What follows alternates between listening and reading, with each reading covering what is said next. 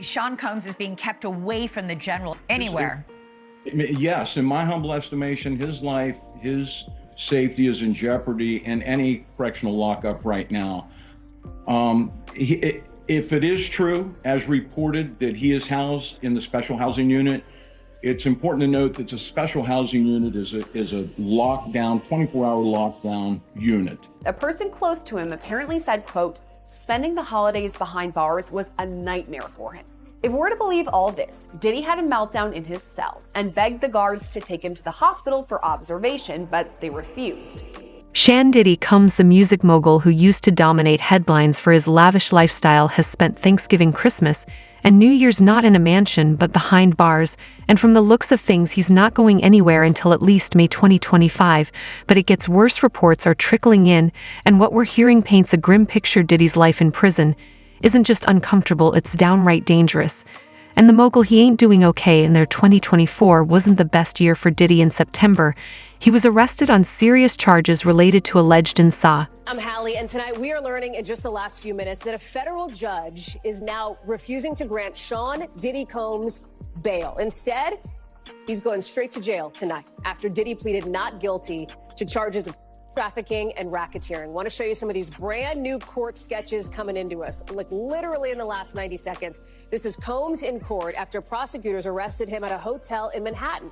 It's where he's apparently been living for weeks, according to what a person familiar with the move tells NBC News. All of it a tipping point now in that sprawling federal investigation into the superstar's alleged years of crimes dating back to 2009. As we're just getting in some new and deeply disturbing details about the allegations against him. It looks like a massive criminal operation, allegedly. At least 50 victims and witnesses so far. And at the center of it, these hours and days-long acts known as, in their words, freak-offs that Combs supposedly orchestrated to victims.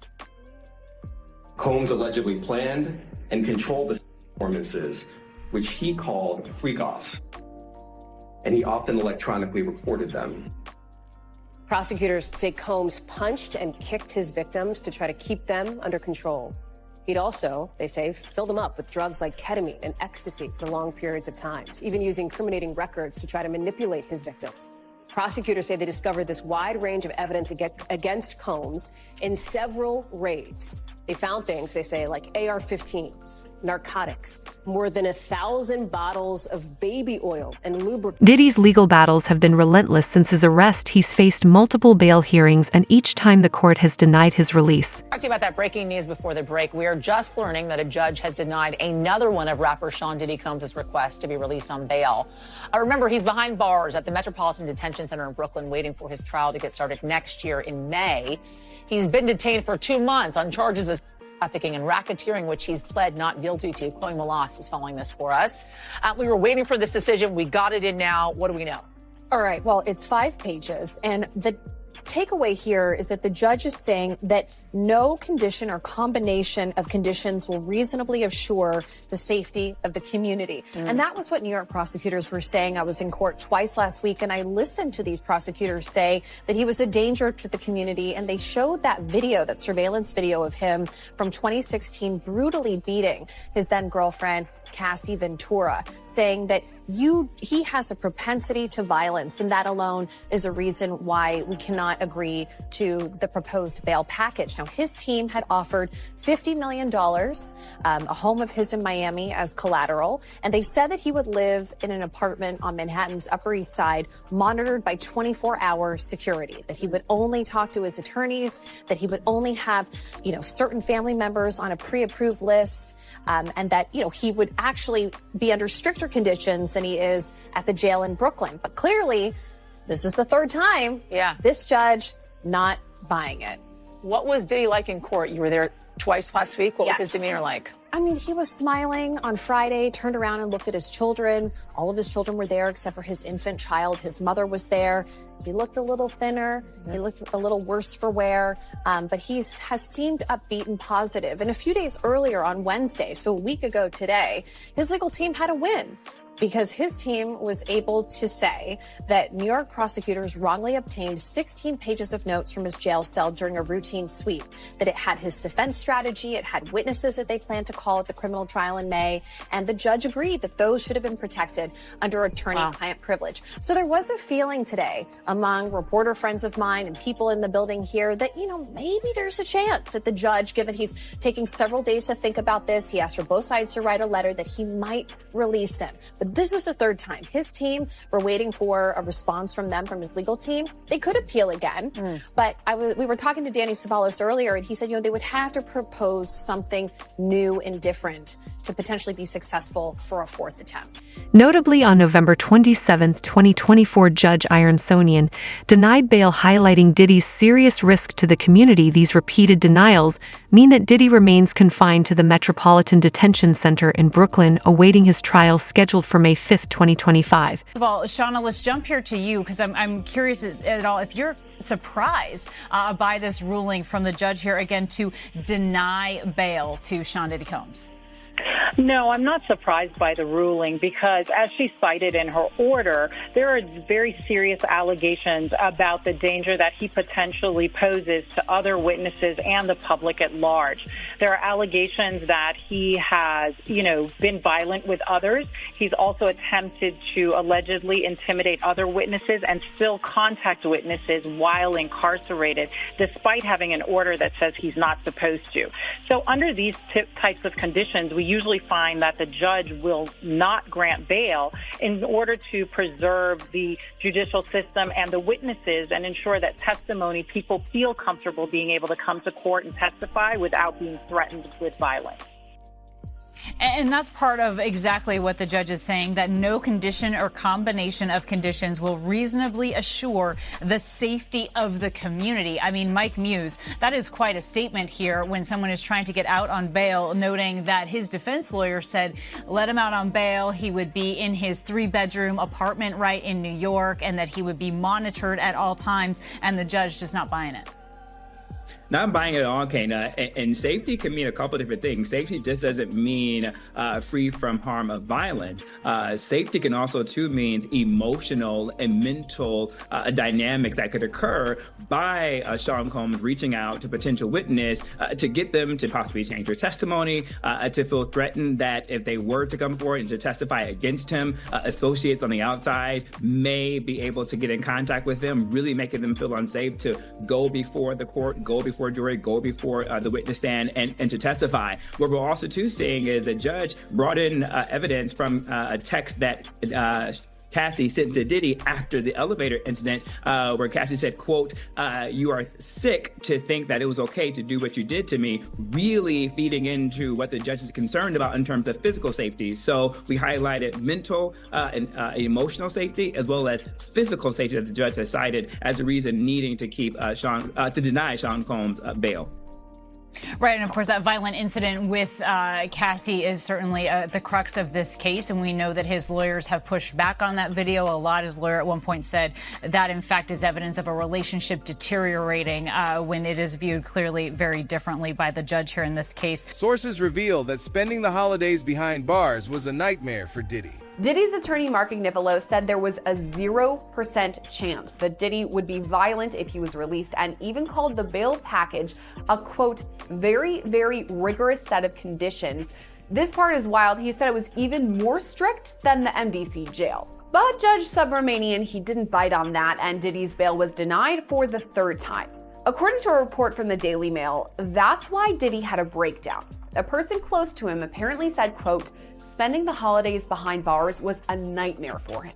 If we're to believe all this, Diddy had a meltdown in his cell and begged the guards to take him to the hospital for observation, but they refused. This same friend or person told the Daily Mail, quote, he eventually managed to calm himself down with the meditation technique he's been using while he's been behind bars. It took him a few hours of deep breathing and focusing to get out of the bad space he was in, but he finally managed it. This isn't the first time Diddy's mental health has come into question while he's been at MDC. When he first arrived, he was on watch, which the U.S. Department of Justice National Institute of Corrections describes as supervisory precautions taken for inmates that require frequent observation. Diddy Watch was only temporary, though. He was housed in a special protective unit of the jail after that for the first few weeks of his stay. But Diddy right now is in Gen Pop, meaning general population, the place where majority of the inmates stay. And that's where he apparently had this meltdown over the holidays, at least according to one source. Sources revealed that spending the holidays behind bars was a nightmare for him. Located in Brooklyn, the Metropolitan Detention Center is infamous for its harsh conditions and history of violence, frequently cited as one of the most dangerous prisons in the country. MDC has been home to some of the toughest criminals and has faced numerous allegations of neglect. A former warden who worked at the facility says Combs's life could still be in danger there. And that former warden is Cameron Lindsay, and she joins me now. Cameron, great to have you here. We just read it out loud. One lawyer for one inmate called the MDC overcrowded and understaffed, hell on earth. Combs's own lawyers called it horrific. Why are conditions so bad there? Well, it's been a number of years since I've been in the Metropolitan Detention Center, but what I can tell you is New York City, being the biggest, most populated city in America, the MDC has a difficult time recruiting and retaining staff. So one of the key issues is the lack of staffing. And it would be unfair for me not to mention that the vast majority of MDC staff are hardworking, salt of the earth, well-trained people. I know many of them. They're fantastic people. Unfortunately, however, there has been a disproportionate element of corruption within the ranks of MDC. And I think that has to do with a number of factors, to include the inability to hold on to the really good staff. Yeah. Many of them leave. Combs isn't the only famous inmate to be housed there. We had Sam Bankman-Fried there, R. Kelly, Ghislaine Maxwell. They were all inmates there. Sean Combs is being kept away from the general anywhere. Yes, in my humble estimation, his life, his safety is in jeopardy in any correctional lockup right now. If it is true, as reported, that he is housed in the special housing unit, it's important to note that the special housing unit is a lockdown, 24-hour lockdown unit. The MDC Brooklyn is a high-rise. The vast majority of the floors are general population floors, but the special housing unit is a 24-hour lockdown facility. So this is for Mr. Combs' protection.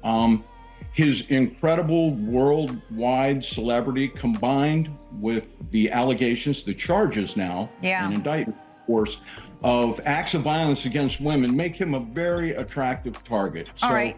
Obviously, they need to safeguard him. This is a man accustomed to the very finest. He was arrested at the Park Hyatt Hotel in New York City, known for its luxury suites and exceptional food and wine, where one-bedroom suites start at $3,000 a night. He was probably staying in something larger. What is life like for him now at the MDC? I would say 100% total culture shock. The MDC is, I've used the word austere a lot, but it is. It's austere, it's strict, it's impersonal, it's cold, and it is a very tough place to be detained.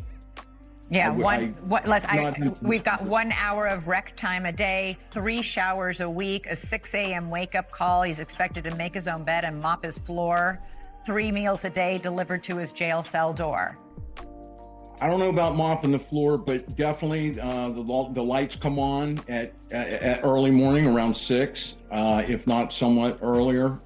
The thing is, Liz, being in administrative detention, being in the special housing unit, he's not going to experience the regular daily life that most inmates or detainees go through. Because he's in protection status, if that is validated, then he will be locked in the cell 23 hours a day with 1 hour recreation in a fenced-in area where I would certainly expect for him to be recreating alone. 3 showers a week, as you pointed out, and 3 hots and a cot, as they say. But he will be in that cell, minus social and legal visits. He will be in the cell 23 hours a day. For Diddy, a high-profile inmate with significant wealth, this environment is especially perilous. Here's what a former warden of the detention center had to say about Diddy's living conditions in prison. calling me or heckling me or even saying my name whatsoever, And so I started reporting on Luigi Mang's prison conditions as I was finding them out, and as soon as the live shot was over, that's when I turned around. And they said the conditions suck, And so that was my confirmation, oh my gosh. They're watching News Nation. At that very moment, I pulled out my camera, I recorded.